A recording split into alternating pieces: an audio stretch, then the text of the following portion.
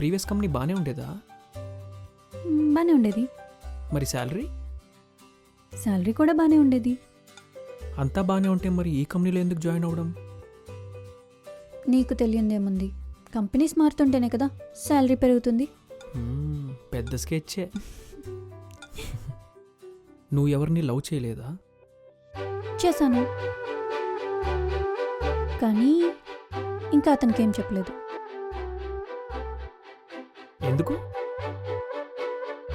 Girl things. Who's that lucky boy? Time వచ్చినప్పుడు చెప్తా. అతనిది మన కాలేజేనా? మ్మ్. అంటే అతను నాకు తెలుసో లేదో అనే ఒక చిన్న క్యూరియాసిటీ. ముందు నువ్వు చెప్పు, తర్వాత నేను చెప్తా.